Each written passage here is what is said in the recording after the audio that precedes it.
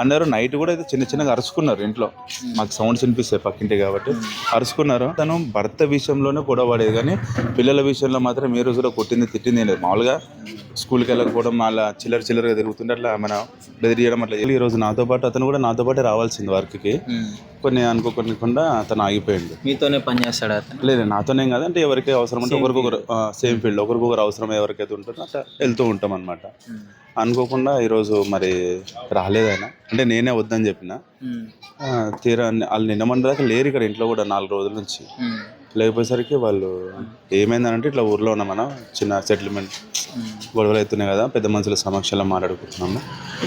సమస్య ఏంటి? మీతో మాట్లాడేవాడు మీ సేమ్ ఫీల్డ్ అంటున్నారు కాబట్టి ఏమైనా షేర్ చేసుకుంటున్నారా? మీకు అట్లాంటి మేమేం అడిగేటోళ్ళం కాదు, అట్లా ఉండి షేర్ చేసుకునేది ఏం లేదు. మేమే ఉండి ఏంది ఊకలు ఒళ్ళు పెట్టుకుంటున్నారు ఏమవుతుంది అని అంటే, ఇక మీకు తెలిసిందే కదా అతను అప్పట్లో సెకండ్ మ్యారేజ్ చేసుకున్నట్టు 1.5 year బ్యాక్. మాకు తెలీదు, అంటే ఫొటోస్ వచ్చినాయి కానీ మేము లైవ్ ఫిజికల్గా అయితే చూడలేదు. ఫొటోస్ అయితే వచ్చినాయి 1 year ముందే అప్పట్లోనే. అయితే వస్తే అది పెద్ద, ఇక తనకి ఎవరు మాత్రం ఒప్పుకుంటారులేండి కానీ అది పెద్ద ఇష్యూ. ఇక రోజు నైట్ 1-2 గంటల దాకా 3 గంటల దాకా కూడా ఇంట్లో గొడవ ఆడేవాళ్ళు ఇద్దరు.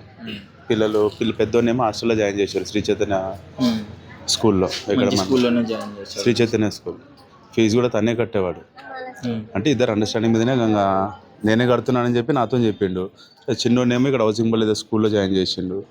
అక్కడికి వెళ్ళే రోజు ఆమె లేకపోయినా కూడా, ఆమె డ్యూటీకి వెళ్ళినా, ఆమెకు ఆరోగ్యం లేకపోయినా తనే వచ్చి రోజు డ్రాప్ చేసి వచ్చేవాడు.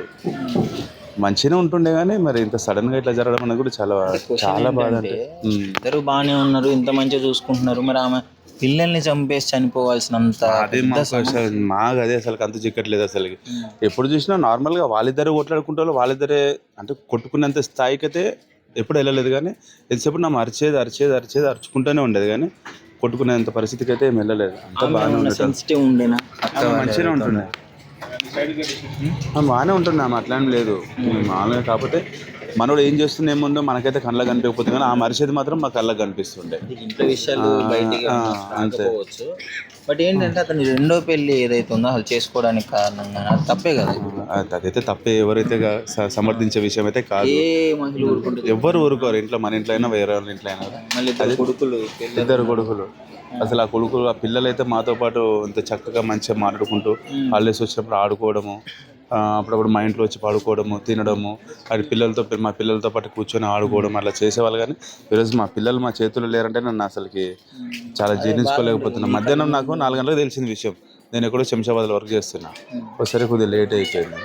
అది ఈ విషయం తెలియగానే నాకైతే కళలో నీళ్ళు వచ్చేసినాయి బ్రదర్. ఏమని అనుకుంటే కానీ ఇంటి పక్కన మంచి పిల్లలు, తల్లి విషయం పక్కన పెడితే పిల్లలు చేసినటువంటి అంత ఘోరమైన విషయం ఏంది, వాళ్ళు ఏం చేశారని వాళ్ళ మంది చంపాల్సినటువంటి చేసింది అనేది నాకు ఏం అర్థం కావట్లేదు అసలు ఇప్పటికీ కూడా. అంటే ఇంకోటి ఏంటంటే పిల్లలకి ఊరేసేటప్పుడు కానీ వాళ్ళ పిల్లలు కనీసం ఏడవడం, అది ఏడవాలి కదా, అదే మాకు అంత చీకట్లేదు అసలు. పోనీ పిల్లలకి ఏమన్నా అట్లాంటిది నిద్ర స్లీపింగ్ టాబ్లెట్స్ ఇట్లా అన్నంలో కలిపించిందా, లేకపోతే పాలలో కలిపించిందా, లేకపోతే పోనీ పిల్లలు కనీసం ఎవరైనా సరే ఇట్లా గిల్లితేనే అమ్మాయి అన్నట్టు అనే పిల్లలు, అటువంటిది సుమారు 12-13 సంవత్సరాలు ఉంటాయి పెద్దోడికి, చిన్నోడికి 10-11 సంవత్సరాలు ఉంటాయి. అటువంటి సందర్భంలో ఆ పిల్లలు కూడా ఏమనకపోవడం ఏందనేది మాకే అర్థం కావట్లేదు అసలుకి. ఏం చేయాలా అసలుకి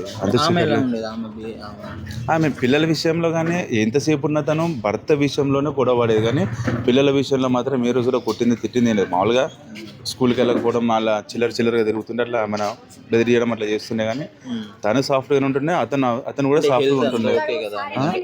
హెల్త్ కండిషన్ అంతా ఓకే, జబర్దస్త్ ఉంటుంది. ఆమె నలుగురికి సమాధానం చెప్తుండే.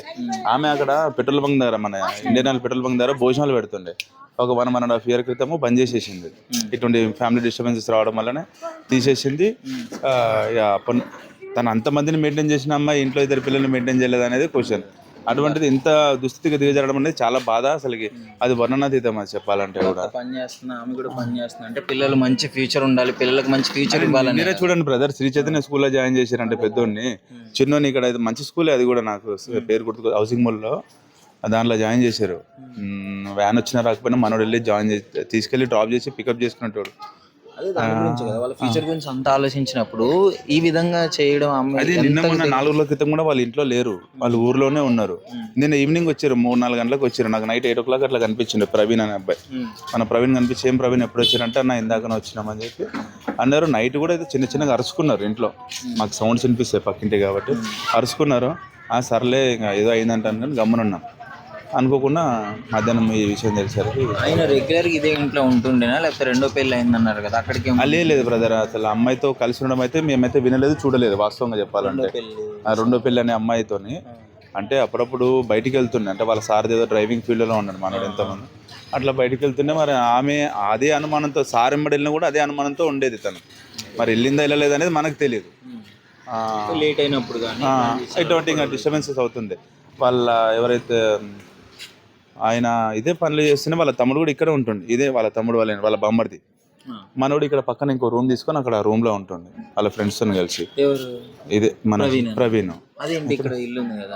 అది భారీగా ఇంకా డిస్టర్బెన్స్ వచ్చినప్పుడు ఇంట్లోకి రానిచ్చేది కాదు తను, ఇంకా ఇంట్లోకి రానిచ్చేది కాదు. సరేలే నేను ఎక్కడ పోను, నేను నీ ముందే నీ కళ్ళ ముందే ఉంటాను, నువ్వు ఎంత చీదరించుకున్నా నాకు నువ్వే కావాలనే అటువంటి ఉద్దేశంతోనే తిరిగేటోడు.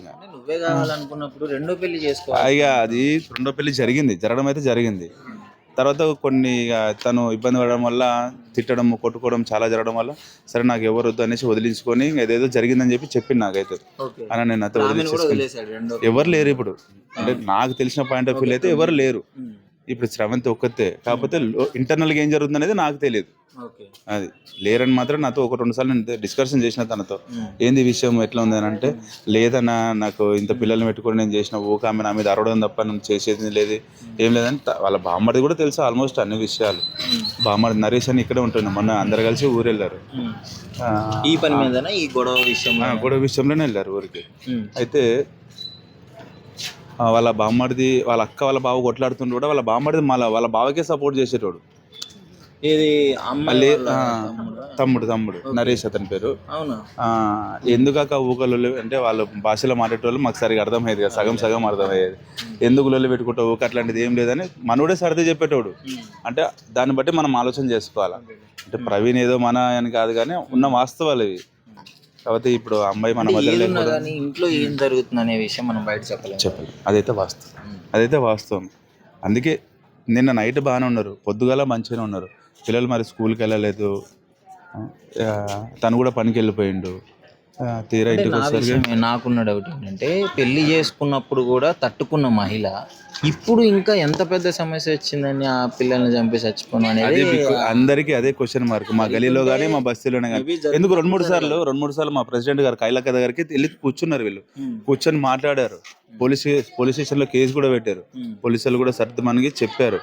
మా కైలక్క గారు కూడా చెప్పారు. ఊర్లో పెద్ద మనుషుల సమక్షంలో పంచాయతీ అయితే కూడా వాళ్ళు కూడా చెప్పుకున్నారంట.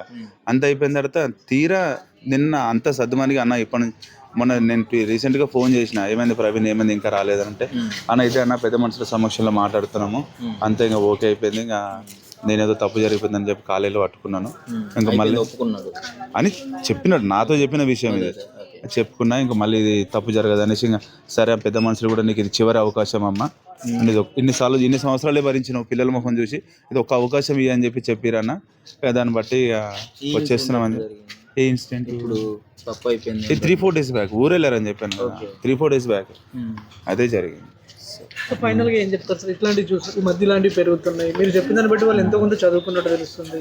ఏం చెప్తారు దీని గురించి? పిల్లల్ని చంపి తాను చావడం ఎలా అనిపించింది? ఏం చెప్తారు? ఇదైతే చాలా అమానుషమైన ఘటన. దీని గురించి చెప్పాలి, తను చేసింది 200% మిస్టేక్ ఈ విషయంలో.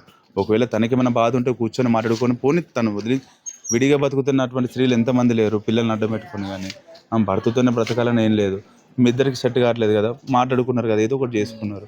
అటు కాకపోతే పిల్లల్ని చంపేటువంటి పిల్లలు ఏం తప్పు చేశారని పిల్లల్ని చంపడానికి, అది దాని అయితే నేను సమర్థించను ఎంతవరకు ఉన్నా సరే.